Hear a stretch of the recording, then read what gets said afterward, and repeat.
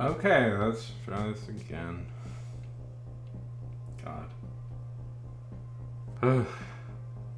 Last night it made me really think I should just quit doing this shit. I like it. But a lot of my problems in my life come from this Twitch stream. And if I stopped doing it, it would make my life a lot easier. But then I would go mad with the loneliness, so probably can't. Anyways, hello everybody.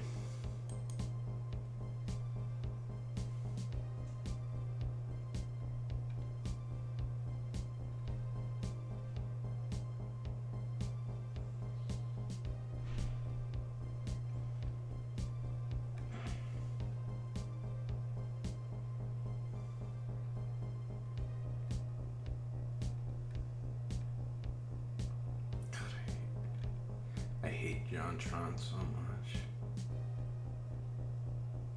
Such a scummy person. You like that? Like that? I'm being, oh no, shitty to a creator. It's okay. He's a white supremacist. You're allowed to be mean to him. I know, he's Iranian. Go figure.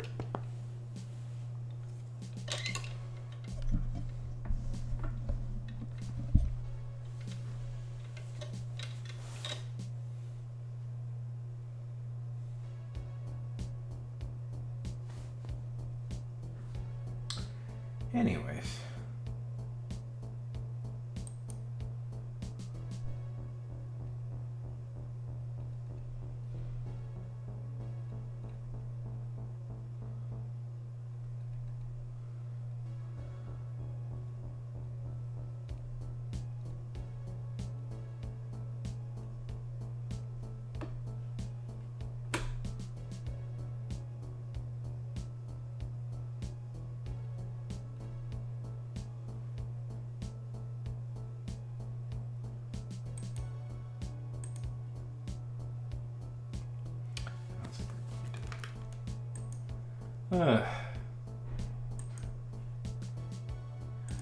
It's...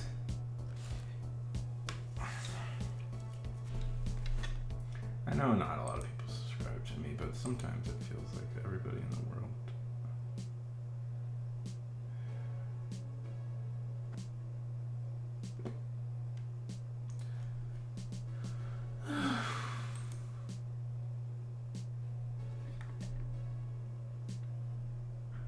Am I being less fun?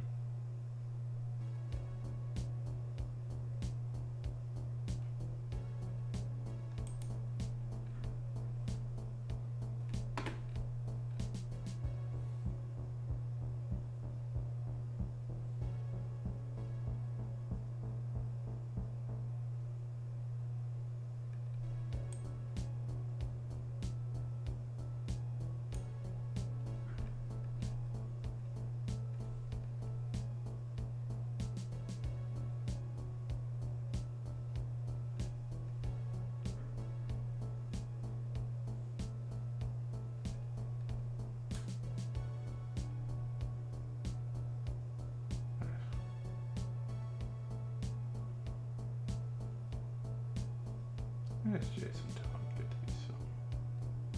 God, I hate Jason Todd. Sorry. I'm being miserable. Sorry. I don't mean to be. I just...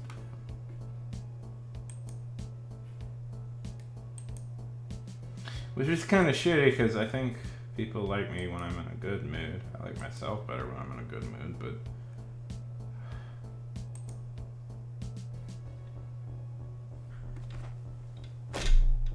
What are you gonna do, huh? Huh?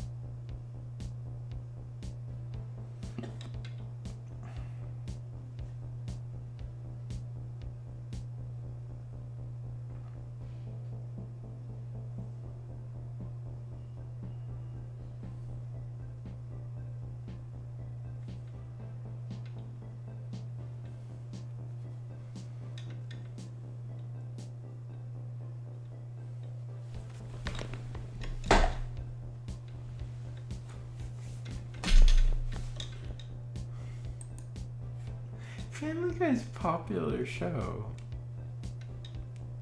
Do you guys just think about that? Like, Family Guy is a super popular show. People equate it with, like, The Simpsons, one of the greatest shows ever made. Ugh, fucking kill me.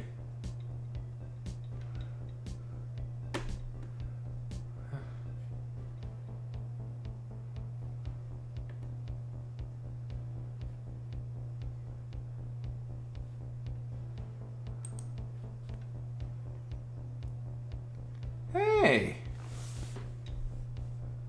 Hey, 13th, how's it going? Hello, hello, hello. Hello, hello, hello, 13th. Hello.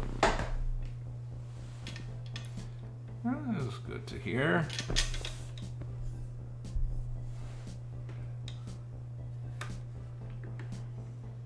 I'm glad to hear that.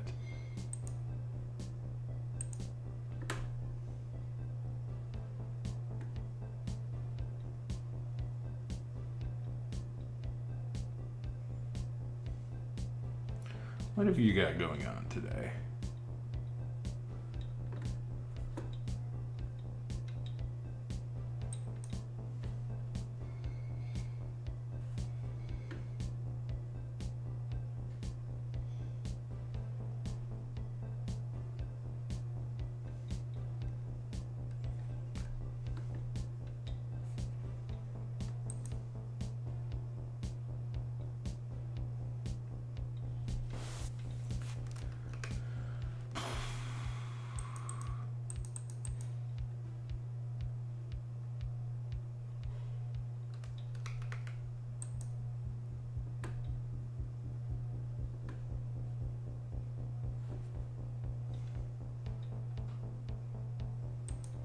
I have absolutely no ideas whatsoever.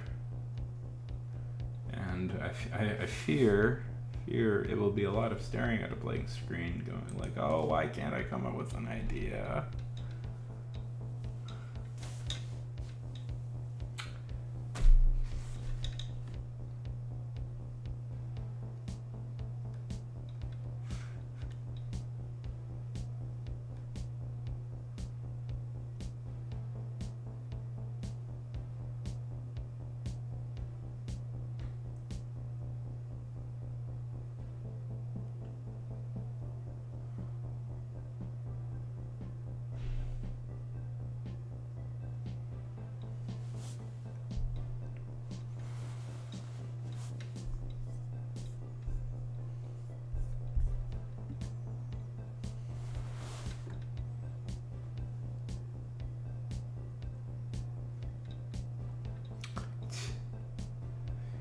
Man, one thing I couldn't help. Oh my god, what? Oh, holy heck. Oh, I remember those games. Holy shit. Yeah, let's watch another streamer talk about games, and I can talk about them. Infamous Flash games, the Trapped games. That was a blast out of the past.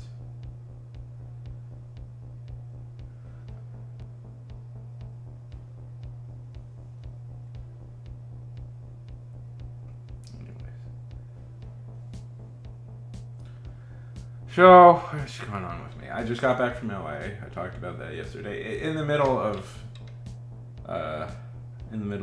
people being weird, I managed to get that idea out. It was cool. Watching Justified. I know it's an old show, but I've never finished Justified, and I thought it'd be fun to watch it. I like Elmer Leonard a lot, so it's been fun. I read the first. It's not like the Raylan. There's no Raylan Gibbing series of books. He just popped up, and he's a recurring character in several of Leonard's books.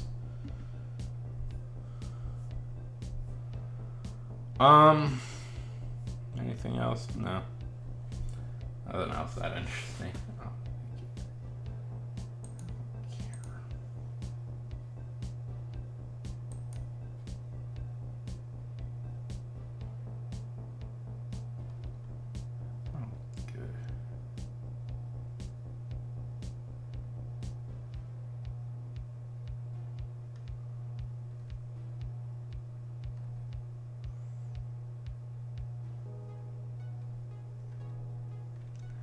use some update to a program I never use.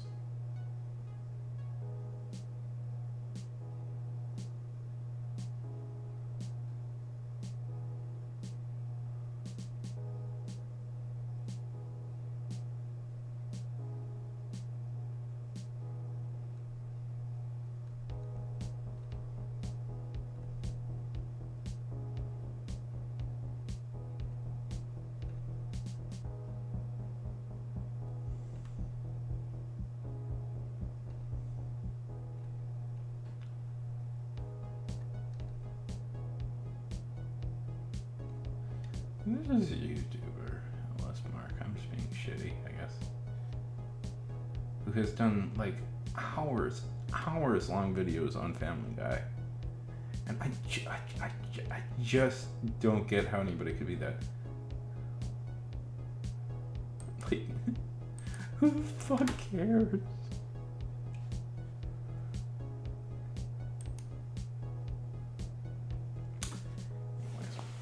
Trying to figure out what to do today. Hopefully we will luck our way into an idea. What if I just stab this in my brain, huh?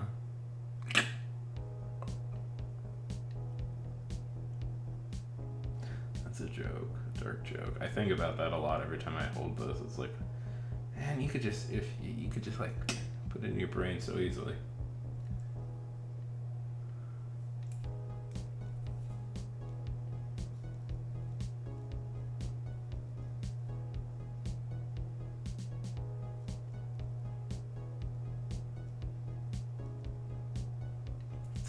If anybody's curious. Anybody read Elmer Leonard? No, nobody reads Elmer Leonard. Let's talk about Brandon Sanderson over and over again. That's what I like to do.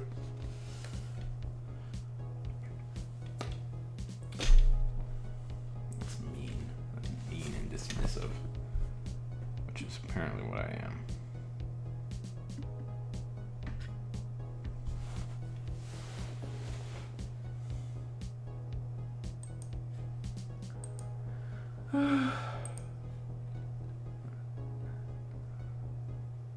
All night long.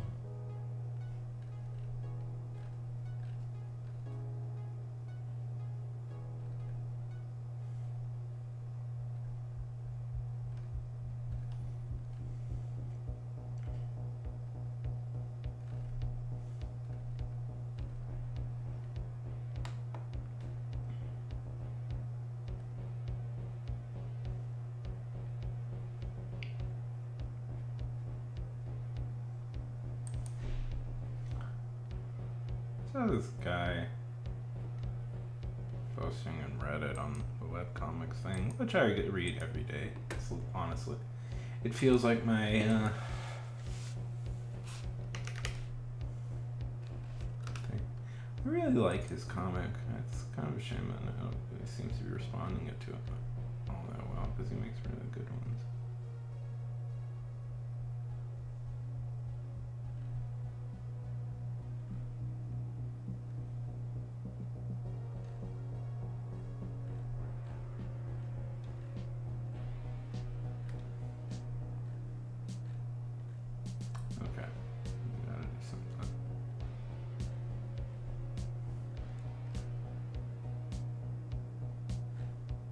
Important.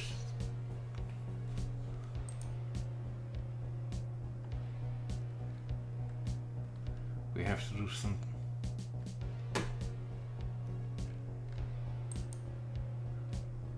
Fantastic.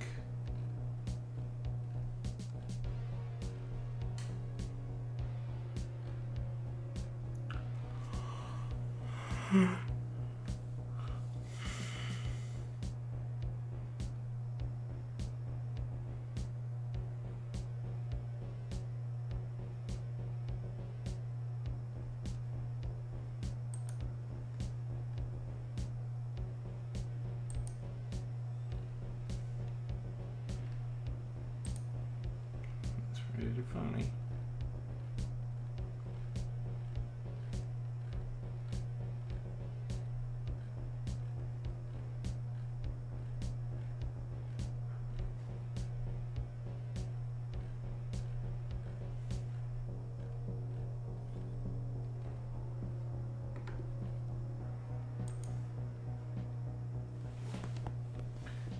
are gonna be me here tonight, right? Once it again scared away anybody. Great, I love myself. I love it when I throw a pity party for them. Okay.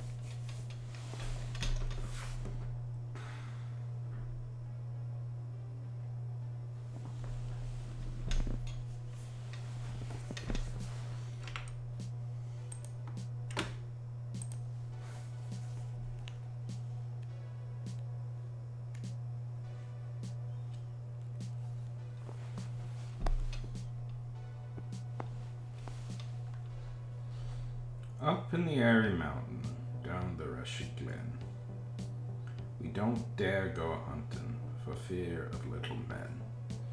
We folk, good folk, trooping all together, green jacket, red cap, and grey cock's feather. Down the rocky shore, some make their home. They live on crispy pancakes or yellow-tide foam. Some in the reeds or the Black Mountain Lake, with frogs for their watchdogs, all night awake.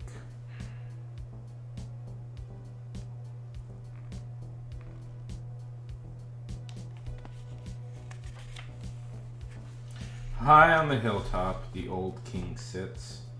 He is now so old and gray, he's nigh lost his wits. With a bridge of white mist, Comblecon he crosses on his steely journeys from Silver League to Bosses. We're going up with music on cold starry nights to sup the queen with the gay northern lights. They stole little Bridget for 7 years long. When she came down again, her friends were all gone. They took her lightly back between the nights and the morrow.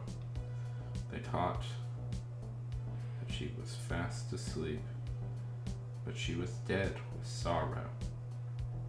They have kept her ever since, deep within the lakes, on a bed of flagon leaves, watching till she wakes. By the craggy hillside, through the mosses bare, they have planted thorn trees for pleasure here and there. Is any man so daring to dig up in spite? He shall find the thrones set and bed at night. Up in the airy mountain, down the rushy glen, we don't dare go hunting for fear of little men. We folk, good folk, trooping all together, green jacket, red cap, and grey cock's feather.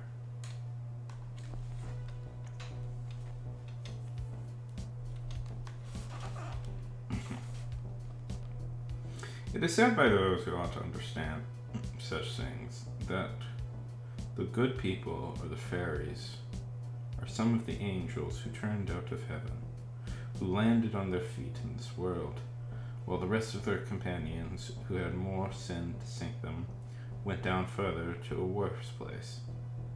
But this, as it may, there was a merry troop of fairies, dancing and playing all manner of wild pranks, on the bright moonlight evening towards the end of September. The scene of their merriment was not far distant from Culloden, in the west of County Cork, a poor village, although it had a barrack of soldiers. Had a barrack for soldiers, but great mountains and barrack rocks like those round about are enough to strike poverty in any place. However, as the fairies can have everything they want for wishing, poverty does not trouble them much, and all they care is to seek out unfrequented nooks and places where it is not likely anyone will come to spoil their sport. Once a nice green sod by the riverside where the little fellows dancing in a ring as gaily as may be, with their red caps wagging about at every bound. In the moonshine, so light were these bonds, that these lobes of Drew, while they trembled under their feet, were not disturbed by their carpeting. Thus did they carry on their gambols, spinning around and around, twirling, bobbing, and diving, and going through all manner of figures until one of them chirped out, Cease with your dreaming. Here's an end to our murmuring. By my smell I can tell a priest this way is coming. And anyway, every one of the fairies scampered off as hard as they could, concealing themselves under the green leaves of the Lushmore, where if their little red caps should happen to peep out, they would only look like its crimson bells, and more hide themselves at the sunny side of the stones and brambles, and others under the bank of the river and in holes and cranes of one kind or another.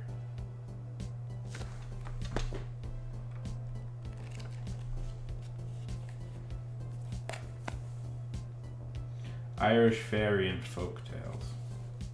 So, it's an interesting little book.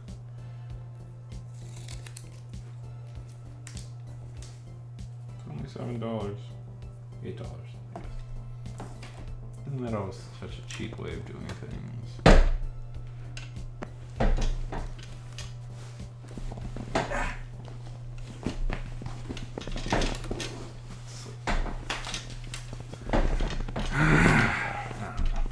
I know it's for tax purposes, but nobody pays attention to tax unless. At least I don't. Maybe that's a very privileged statement. Probably is.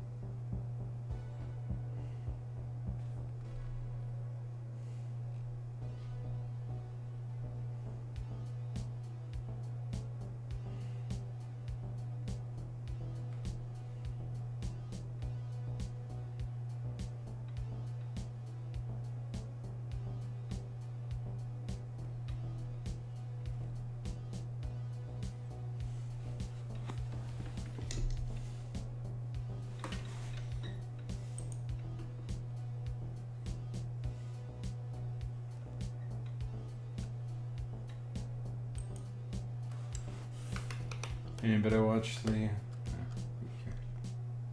Nobody did.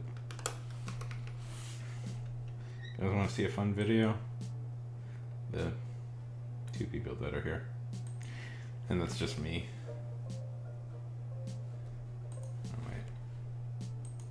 Why is it always so hard to find this? It's my video too.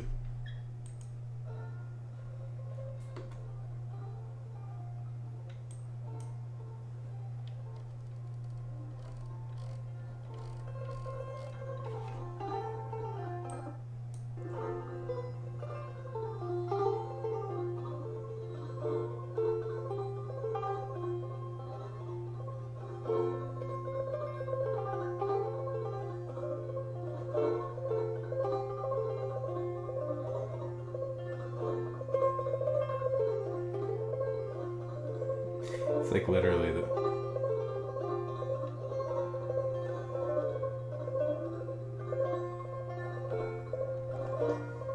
I love this video so much. I'll get copyrighted claim, but who cares? I mean, if I talk over it, maybe it won't. The fuck is... Try to be like... I sometimes think that like people's obsession with animals is like... I guess I shouldn't be mean. It's one of the few uncomplicated things in people's lives. And I should be appreciative of that.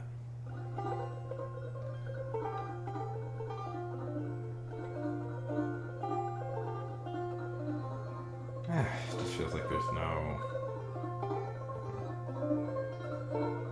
I'm always looking for new things.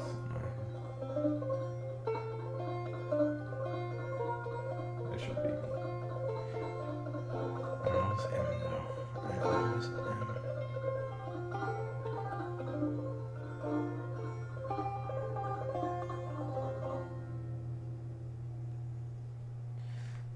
Isn't that a great video? I love that video so much.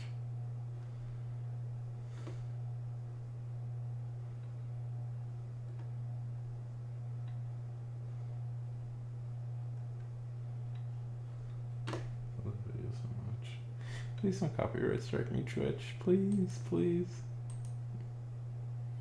Copyright strike me.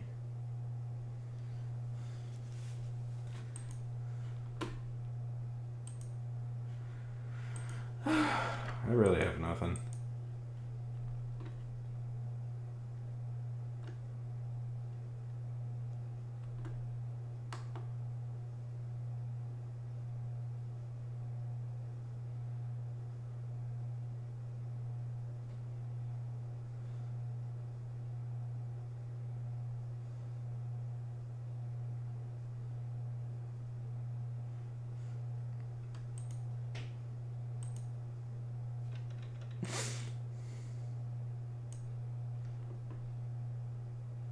Oh yeah.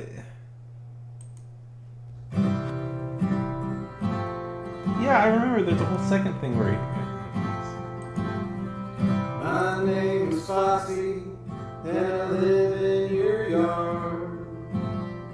I'll eat every mouse so it won't ever go in your house. That's adorable. I love it. I love it so much. Sorry, I'll stop.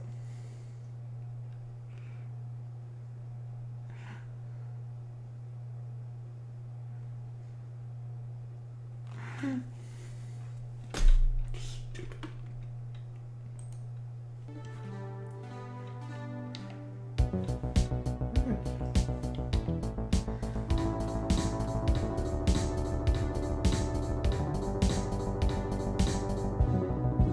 I sort of produce this music, kind of.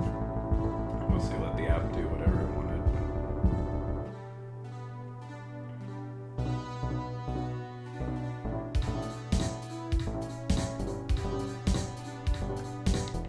There's just some electric guitar across.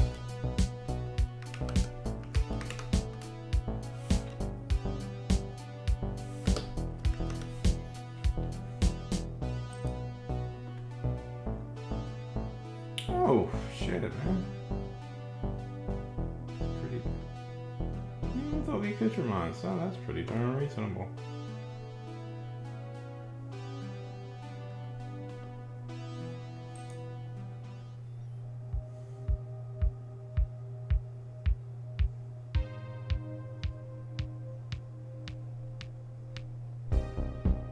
I really want to learn how to play electric guitar, or guitar just in general. I actually really like the sound.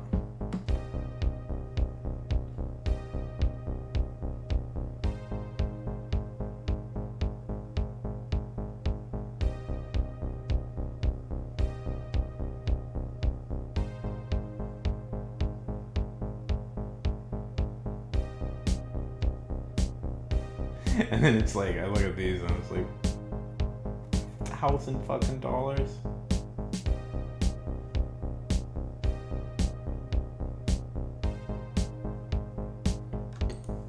Jesus. Shut up.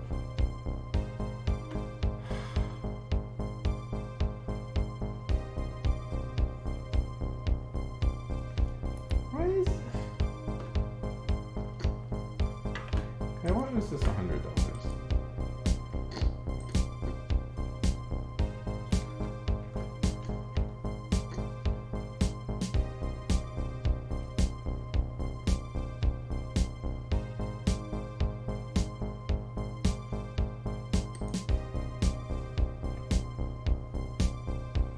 I'm sure I'm missing something.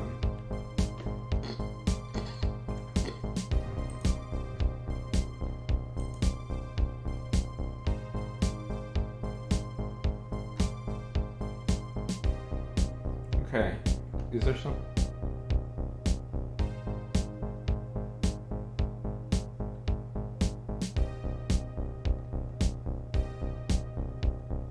Is there something I'm missing here?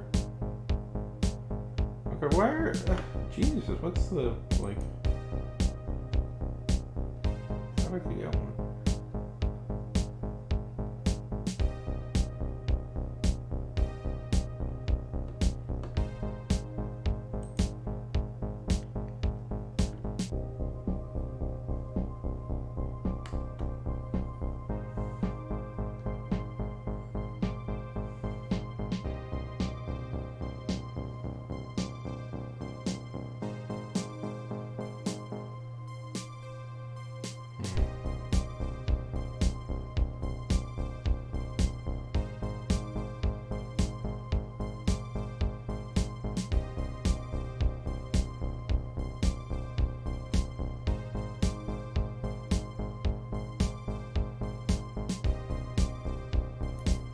Okay, so... You know, they always say it'll look like a 3-star reviews or something.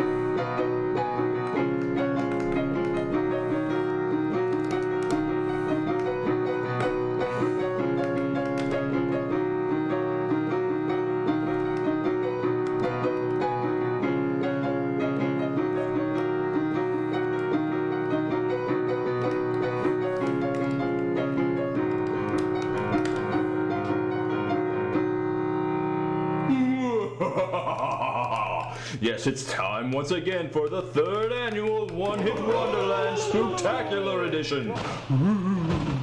This year I have my scariest costume yet.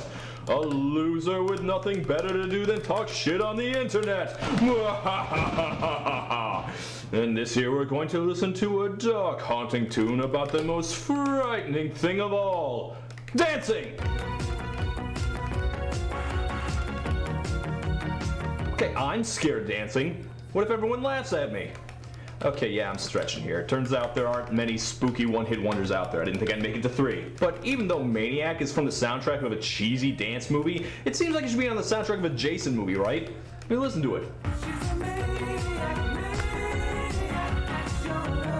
For one thing, it's called Maniac. But even when you know it's a dance song, it doesn't feel like a dance song. I say it's about a murderous psychopath who just happens to be dancing. Like a knife, with a knife, same difference. Yeah, this is the kind of bizarro dark pop that made the early 80s so amazing. But what about the man behind it? Who is the man behind it? Where is the man behind it? All I see is a hot chick in a leotard. There he is. Hi, buddy. Yeah, I can see why the camera decided to focus on Jennifer Beals instead. Now this burly beardo is Michael Sembello, seen here playing synthesizer while accompanied by another synth player, a third synth player, and a guitar player. And despite the sublime 80s-ness of that fact, Sembello may be one of the more anonymous one-hit wonders I cover here. He's not in the official video, the song came from a soundtrack and not one of his albums. You could have heard this song every day in 1983 and not know who sang it. But I am curious about this one. The man was told to write a song for a dance movie, and instead of Footloose or I've Had the Time of My Life, he somehow turned in this. And the producer somehow took a look at it and said, perfect, build the entire marketing campaign around this song. What the hell was wrong with him? Did the guy just have axe murder on the brain? Well, let's find out. Let's find out if he snapped and killed anyone afterward. I hear if you say Michael Sembello's name 3 times in the mirror, he shows up to play guitar solos at you.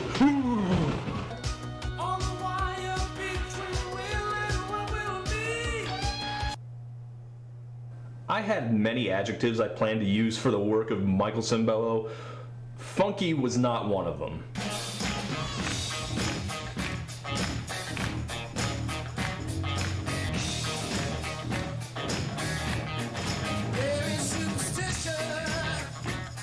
You may be wondering why instead of dated 80s soundtrack pop, we're listening to Stevie Wonder bang out Superstition. Well, the answer is, it makes me happy. But also, Michael Sembello is playing on it. There, you see that shaggy Doobie Brother looking dude there? Yeah, that's Sembello. Apparently he was sideman for Stevie for many years, including for a couple of like the really good albums, you know, Fulfilling This Is First Finale, Songs in the Key of Life. Yeah, that's a big deal. And you can find old videos of him performing with Stevie. Not a lot of them though, because the camera just kind of seems to turn away from him. Is he the only person not jamming to this? I don't know how you can even listen to Superstition without getting down, let alone play on it, and the rest of the band sure seems to be getting into it. Stevie must have hired this guy for some supreme guitar skills, because he sure wasn't hired for his looks. But yeah, apparently the dude was like the hottest session player around for the entire 70s, before and after he worked for Stevie. Sembello left Wonder's employment in 1979, and Stevie suddenly stopped making good albums. Coincidence? I think not. And Sembello kept doing session work for a lot of other R&B singers, like, you know, Chaka Khan, New Edition. But he also decided to try and make his own name as a singer. And his break came when the producers of a lame 80s movie needed a theme. Nope, no, not yet. Now, the song I'm talking about is called Summer Lovers. No, not that movie either. It's directed by the same guy, though. There we are.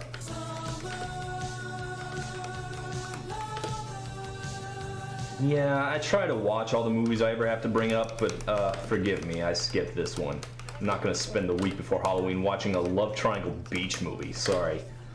The song he wrote isn't particularly promising either, but he got another request to write a movie theme, this one for a cheesy dance movie. He recorded a couple demos, all of which got rejected, but the producers were very interested in the song he accidentally included on the demo tape he sent, some tune he wrote about a serial killer. I knew it! I knew it!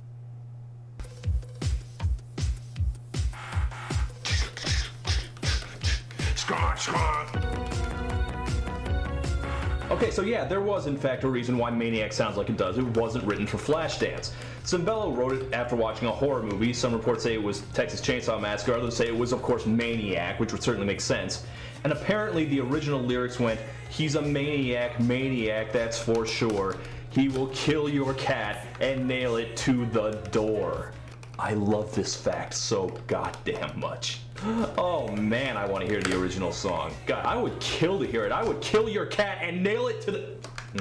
Excuse me. But though that version sounds great, as a horror movie song it'd be a little obvious. But rewritten as a dance song, now that's something completely new and different. Dance songs have been around as long as songs have been around, but just by sheer happenstance, Maniac gives us a new twist by just sounding utterly deranged.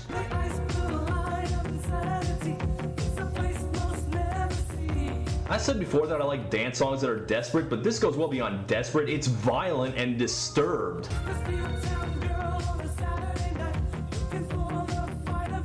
Very little of the imagery in Maniac has to do with dancing. She's more like a haunted spirit, or maybe like this raving homeless person on the street.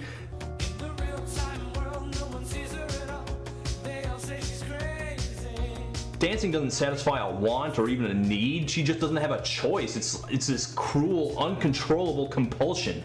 It's like she's been cursed to dance. And it's a perfect fit for Flashdance. And not that Jennifer Beals' character is insane or anything, it's just a normal dance movie. And honestly, even for a dance movie, Flashdance is pretty damn bad. Yeah, it has scenes people remember, but here's what actually watching is like.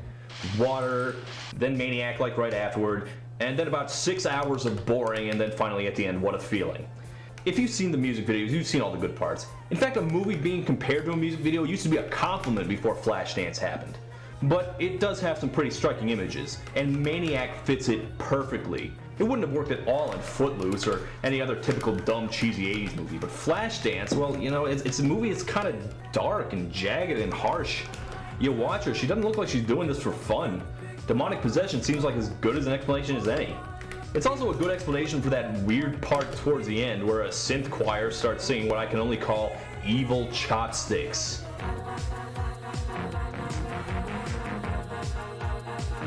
And then Cimbello picks up his guitar and just wannabe Kenny Loggins, but Loggins never wrote anything as good as this. Matter of fact, are we sure Loggins wasn't ripping him off? You're in the danger zone! And Jennifer Beals doesn't even dance to Maniac in the movie, she's working out.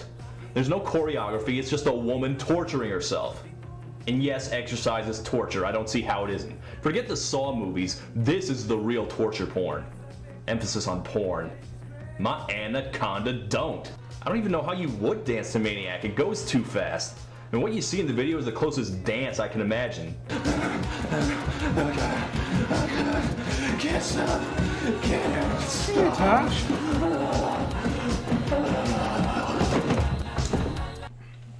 Michael Cimbello's forgotten follow-up made it into the top 40 briefly. Unfortunately, it is not horror themed, but it is sci-fi themed. It's called Automatic Man.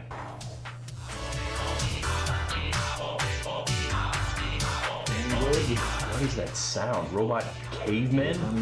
Ooga chaka ooga. If you ever wanted to see what it would look like if Hall & Oates tried to write Mr. Roboto, here's your answer. Is that Crankor from Prince of Space? I really don't think my commentary could improve this in any way. I'm just gonna let this play.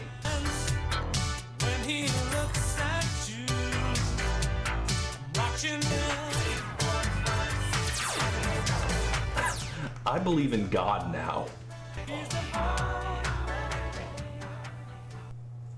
You know, we gave him a chance to write a dance song, he gave us a horror movie theme instead. Why don't we just add him to the soundtrack of a horror movie? Hell yeah. You don't like Gremlins, go get nuked.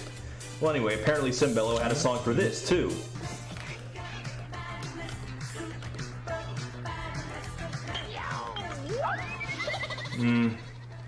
Okay, this isn't a horror song, it's a party song.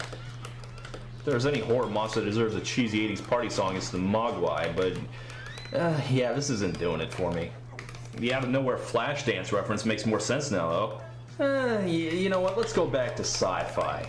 What do we got here? A song from Cocoon. Okay, that's like the movie where aliens make old people horny. yeah, I don't really recommend it. Well, anyway, let's take a look at the...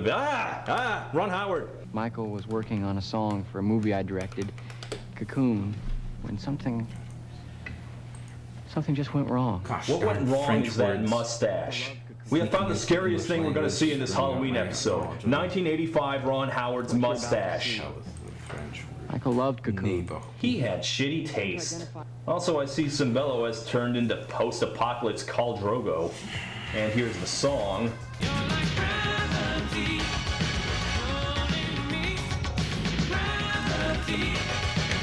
We need some Ron Howard commentary on this.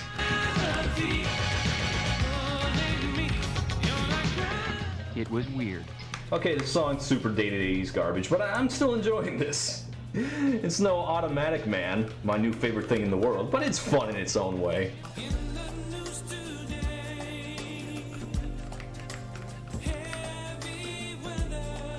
Unfortunately, it does not look like Cimbello pursued this career path any further, instead turning into the poor man's Michael McDonald.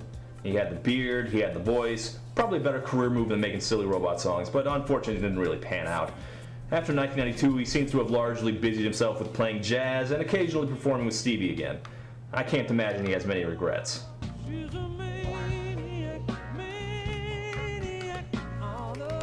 Although no, dude, we did not need a smooth jazz version of Maniac. Stop that. I think I have been enjoying the work of Michael Cimbello in exactly the way it should be enjoyed. 30 years in hindsight, these videos are pure gold. This would not have been as much fun if I had known these songs to begin with. Unfortunately, it looks like he kept trying to ride trends, and most of it is like really bad soundtrack filler and soft rock, but in that magical year of 1983, those trends brought us Maniac and Automatic Man, two songs that will earn him my only semi-ironic respect for the rest of his life. Ah, God, this is one of the most glorious happy accidents in pop history. The man missed his calling writing about robots and chainsaw-wielding psychos, I swear to God.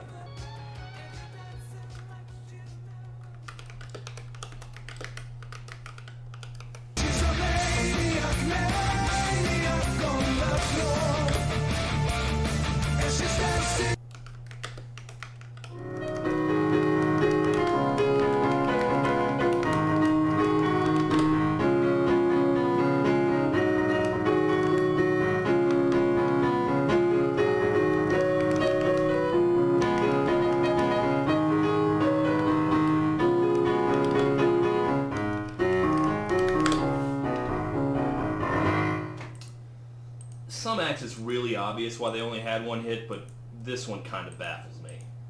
How is that an unrecognizable word?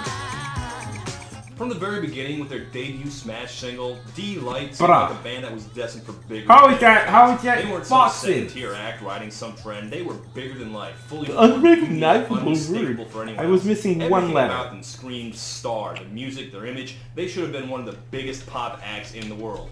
And Groove Is in the Heart was the perfect Fucking introduction to them. stupid. To this day, Groove Is in the Heart is one of the most beloved songs from the otherwise horrible wasteland that was pop music in 1990. The chills that you spill up my back.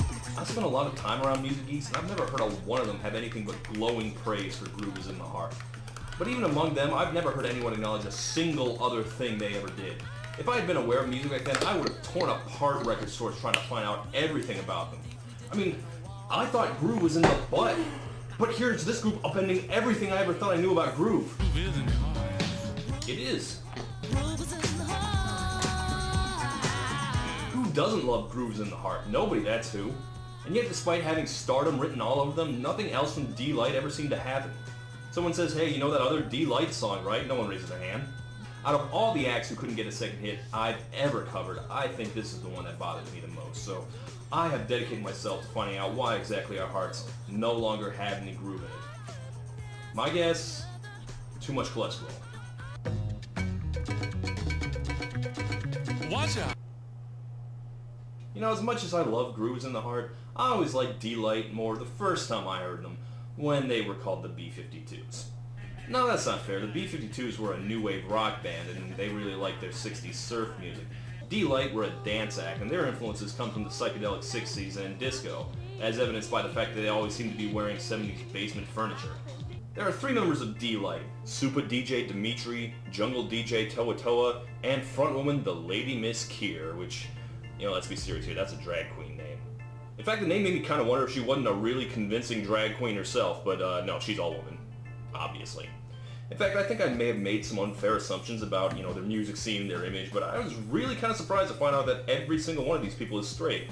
These two were even married for a while. I gotta admit, it feels nice to have somebody representing for us straight folks in new disco. Like, God, we are super underrepresented. Where's our parade? The name D-Light was inspired from the Cole Porter song, The Lovely. As a matter of fact, they did seem to like adding D to the beginning of words. How do you say? De groovy? How do you say? De gorgeous? That feels like it could get D annoying real quick. Matter of fact, I'm really surprised that these people don't get on my nerves. I mean, the lady Miss Kier, what a pretentious name, right? Okay, I'm looking here, and her real name is Kieran Magenta. So I guess she actually kind of toned it down. They were big in the club scene in the late 80s because they mixed up all kinds of genres, funk, house, jungle, rave, synth, disco, all sorts of stuff. This got them a record deal with Elektra Records, which unfortunately killed Dimitri's other project, which starred two drag queens playing the characters Lady Bunny and Sister Dimension of the planet Shazork. Okay, so that's the kind of thing I'm talking about when I say D-Light could have been really obnoxious. And right before they finished the album, they gained two more fans. Legendary funk bassist Bootsy Collins and saxophonist Maceo Parker heard their demo and traveled to the studio to play with them personally. I don't want to say that's the entire reason D-Light got big, but it certainly didn't hurt. Ooh la la la la la la la la.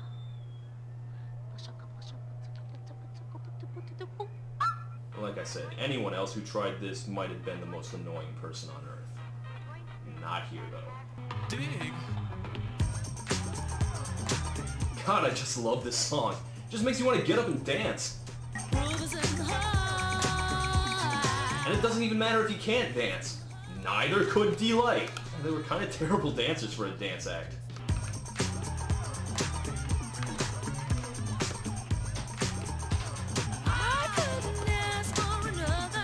How can you not enjoy that? I've never met anyone who said, I hate Grooves in the Heart. I don't even know what that would say about you if you did. Now, the song I always like to compare this to is Love Shack. And they do have a lot in common. But Love Shack is very different structurally because it's all over the place. I wouldn't be surprised to find out most of it was ad-libbed. I mean, it sounds like they're just jamming. Grooves in the Heart is the exact opposite. It sounds loose and funky, but if you listen, every element is tight and controlled. None of this would work if every single element didn't come together the way it does. Starting with the world's tightest bass line, courtesy of Bootsy Collins, who also adds his own vocal stylings. In his own band, he always sounded like he was just rambling whatever random thing came into his head, and he sounds no different here. Delight has definitely been known to smoke. I dig, 'cause it's Bootsy, baby.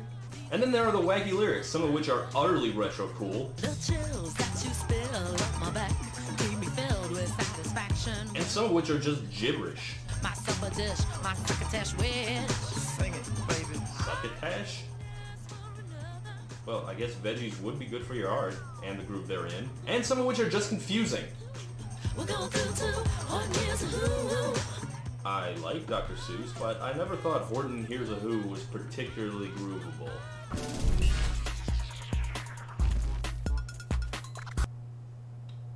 No. But then there's the key element that brings it all together. Random noises! More!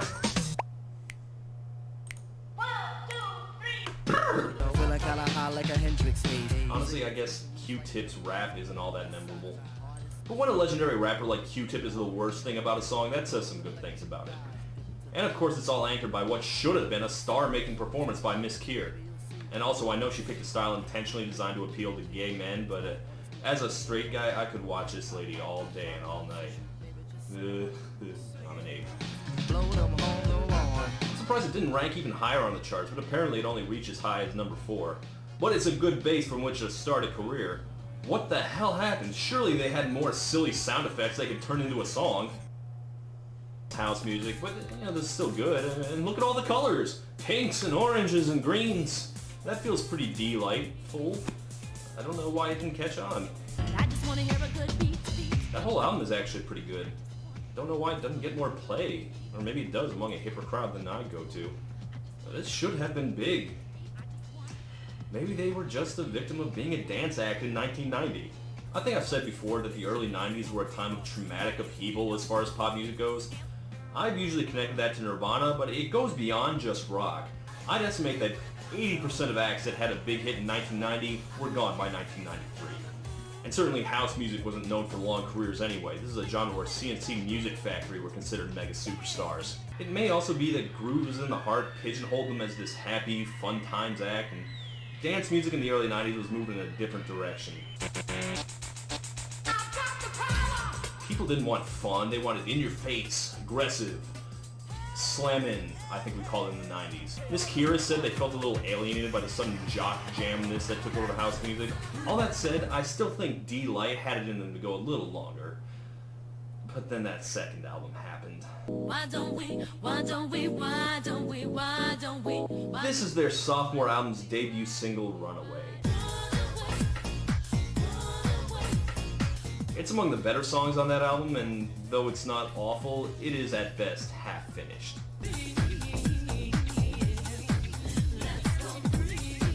And that's not even getting into the bigger problem with that album, which is that they got a lot less D-gorgeous and a lot more D-preachy. Along with the techno grooves and neo-psychedelia we've come to expect, it shows us a surprisingly serious side to D-Light. Tell me, if you were around in 1992, would you want to hear the band that did Grooves in the Heart rap about the ozone layer, safe sex, and the importance of registering to vote? I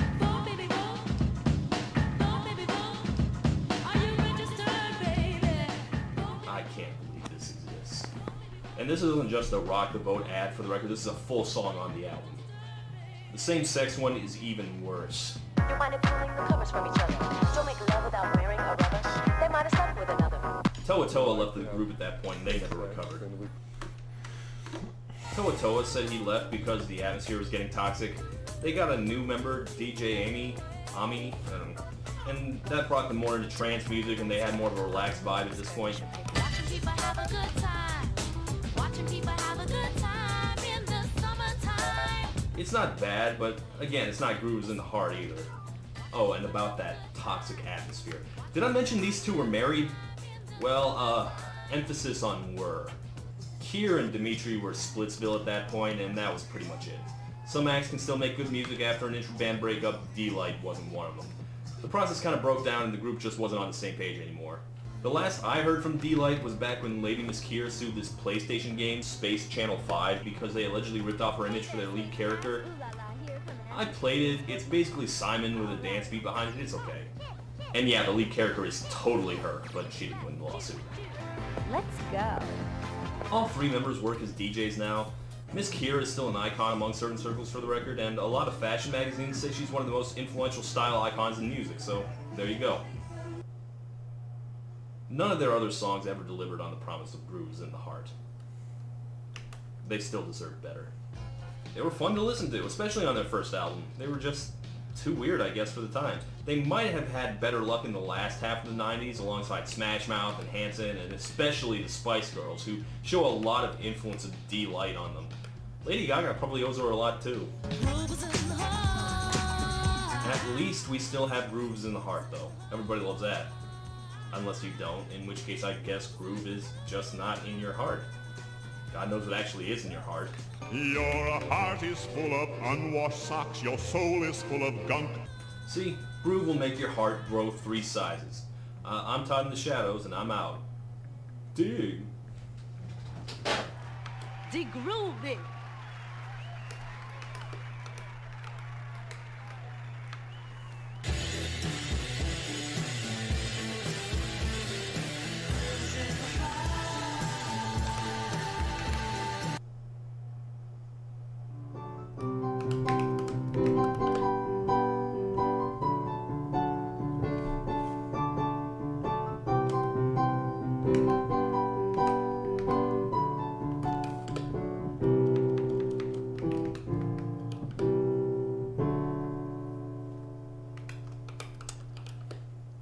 I don't know this one.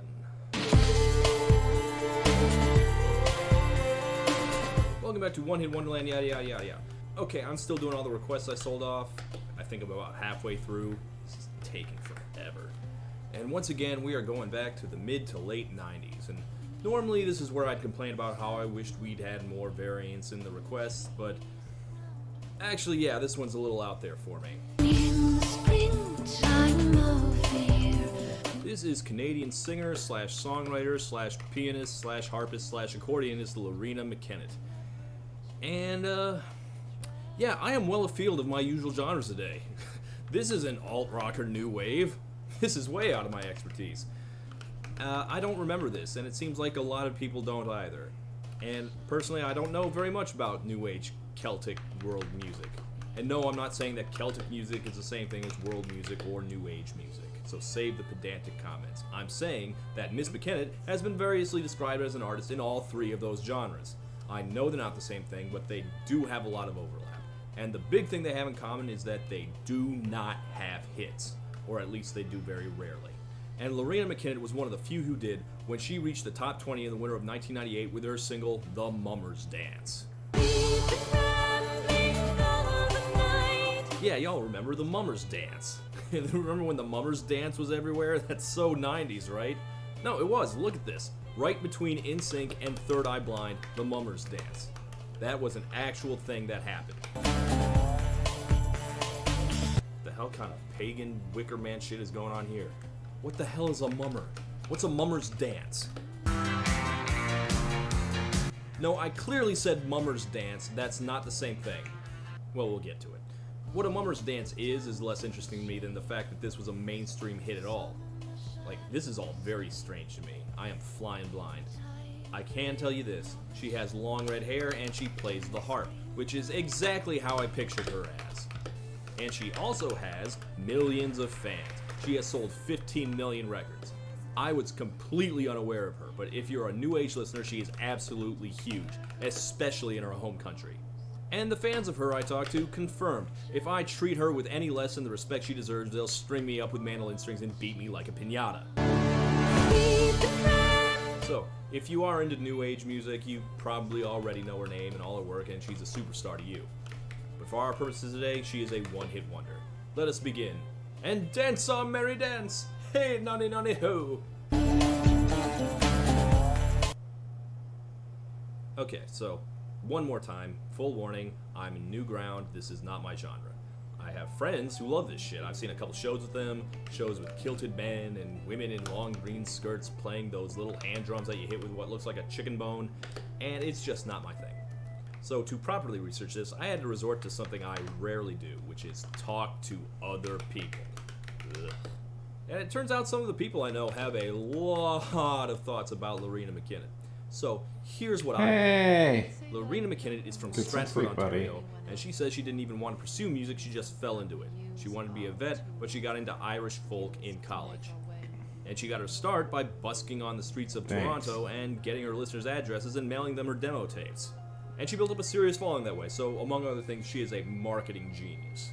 Now, she released some independent albums in the 80s, but here she is in 1991 on her big major label debut.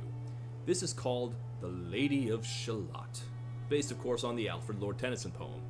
Round an island there below, the island of Shalott. Not the first reference I've seen to that poem doing these music reviews. If I die young.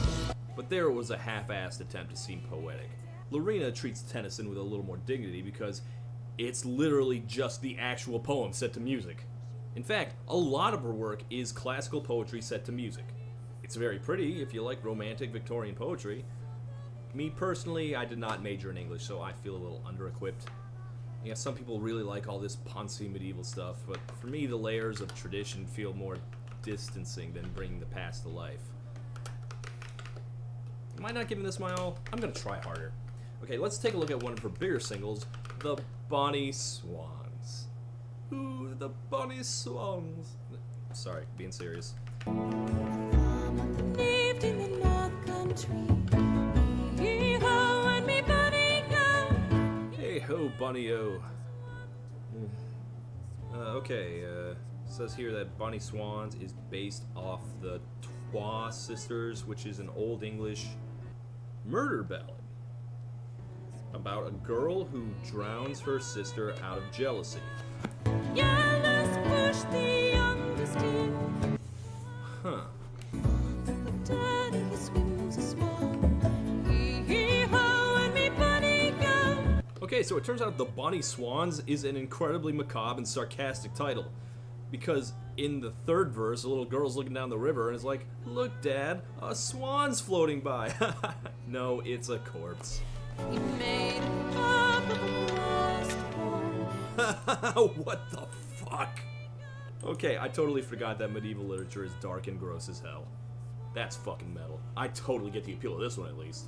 And that came out around 94, which is right around the time that Celtic music started hitting its peak popularity in America. Now see, here's the thing that was kinda surprising for me to realize. Celtic music has not always been a thing. In fact, it was invented in 1992 for the soundtrack to Ron Howard's Far and Away. The Celts have no known musical traditions before that year. I'm kidding, but it is actually newer than you think. Like, yes, the Celts have always had music, but the distinct commercial genre that you can buy CDs of at Barnes & Noble, that's relatively recent. Like, you think pipes and jigs and stuff because a band called the Chieftains nailed all that down in the 60s. And it only started getting really mainstream around the 80s in the UK, and it doesn't really pop in America until the mid-90s, what with the Riverdance and the Braveheart and all that. And the quick growth of that scene proved really helpful for McKenna. She even started seeing some of her songs show up in movies. No, not Braveheart. No. Getting Warmer. Highlander 3, The Sorcerer. There you go. Yes, she soundtracked both the Highlander TV show and the third movie. The genre was still breaking into the mainstream. You gotta start somewhere. You know, while we're talking about Celtic New Age, I should really do the comparison between McKenna and the big Celtic New Age superstar, Enya. I saw a lot of sites called McKenna the Canadian Enya, but I talked to my friends and they assured me that Enya's, you know, she's alright. She may be more famous, but she doesn't have the wide genre range like McKenna has. I mean, Enya's had some good records, but it's been mostly downhill since Shepherd Moons, right? After that, she's had a few decent songs here and there, but she's never reached those heights again. I have no idea what I'm talking about. But the whole wider range of genre thing, yes, I totally get that, because in addition to Celtic music, a lot of McKenna's stuff is inspired by the music of Galicia. Yeah, that's a real place. It's that little nub of Spain that sticks out over Portugal. And apparently McKenna just absolutely loves Spain, and especially Galicia, which, believe it or not, is also Celtic. Yeah, a millennium and a half ago, the Celts settled that area too, and Celtic culture is extremely alive over there. You don't see any, like, flamenco or castanets. They play the bagpipes. And because Spain was then conquered by the Moors, there's a lot of Arabic influence in McKenna's work too. According to her, she just likes traveling to places and then listening to their music and working it into her own work. She calls it a travelogue. So basically she makes records the same way people make Facebook vacation albums. And I guess you could say she has some New Age influence, but I don't know if you can really call it that because New Age is basically not even a real thing. It's a wide collection of music that doesn't really have anything in common except that it sounds like a brain massage.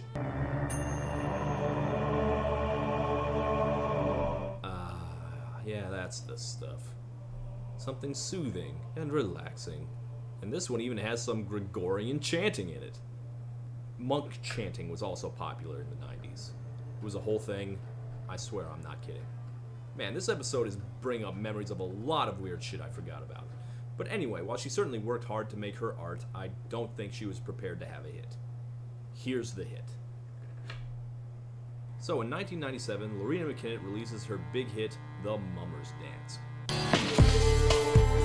Which means we need to get back to the original question. What the hell is a mummer? I was just kidding earlier, I do know what a mummer is, but only because it comes up in the Song of Ice and Fire books a lot. Around every other chapter, Tyrion is like, is this a jape? Some kind of mummer's farce? Yeah, they wrote that out of the show. Probably for the best. Anyway, a mummer is like a medieval mime.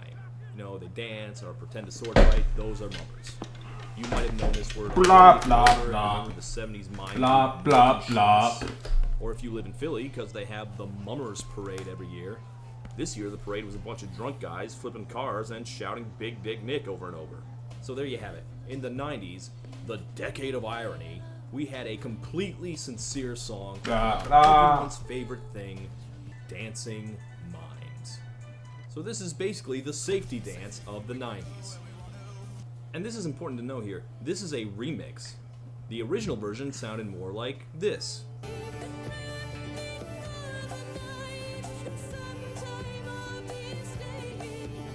then it got pumped up a bit by the English electronica duo DNA. Now they're best known for taking a folk singer's a cappella single, The woman who has come in, she is shaking her umbrella, and I look the other way. and then adding a dance beat.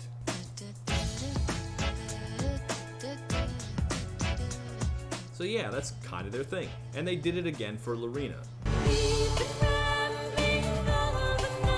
The difference is a lot subtler this time, but you can still definitely hear it. There's more echo effects and a bit of a bass thump on the end of each measure. I mean, they could have gone for it even more if they'd wanted.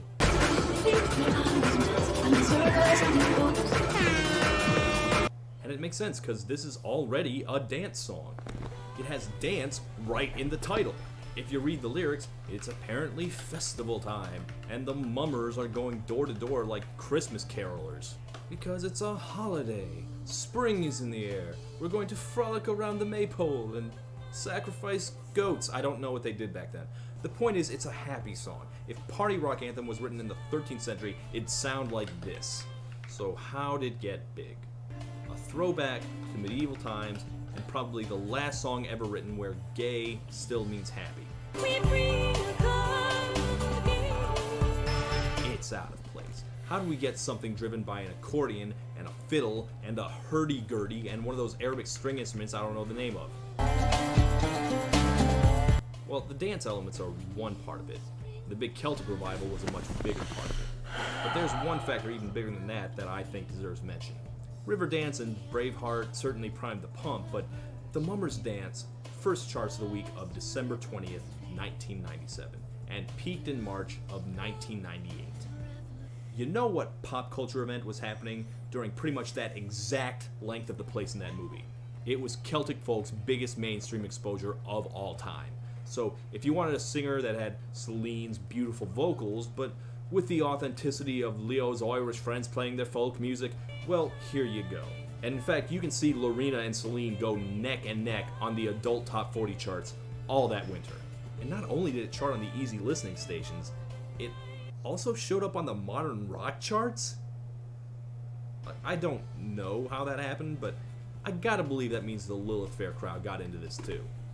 I certainly hear it at least. She does not sound all that different from Tori Amos.